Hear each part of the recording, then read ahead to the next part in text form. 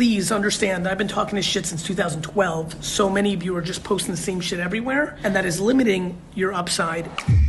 So if you could give a business some tips, what would they be? So I'm writing a book called Jab, Jab, Jab, Jab, Jab, Right Hook, and it's my thesis. Were you drunk when you... No, though my publisher is debating how many jabs I can slip in there.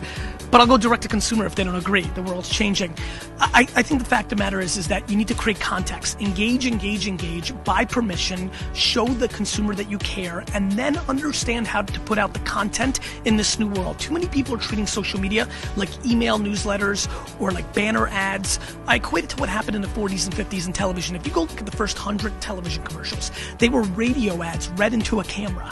We didn't understand there was a new technology. We didn't know how to story tell on that. That's what's happening with social right now.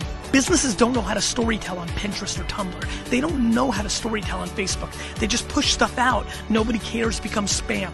The science of that is what I spend all my time with. How long can a video be? What filter should I use to make more people actually see the picture on Instagram? Those are the battles and the science and the creative opportunities for businesses. And this continues to be the game. Are you contextual to the platform you're distributing the content? This is 2012 when I'm talking about this. A couple fun facts. One, the publisher won. As you can see, I had to drop a couple of the jabs. Two, I'm living this right now. Right now, I am not doing TikTok as well as I could because TikTok, it really works if you natively make the content. And as strong as my team skits, little chopping up trends, and as great as my team is doing in chopping up old footage and making it TikTokified, if I had the time right now, I would be making so many more TikToks, like filming little 5, 6, 7 things, whatever I would be doing, very current, very of the second, very of TikTok, very contextual, looks the part.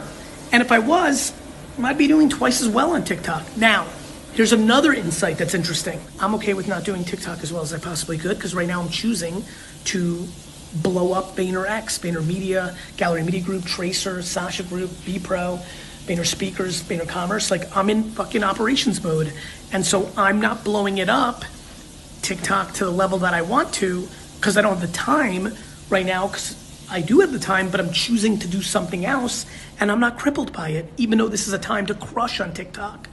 That should be a lesson for all of you. There is no you're supposed to be. There's what are you choosing and what are you capable of doing at this moment?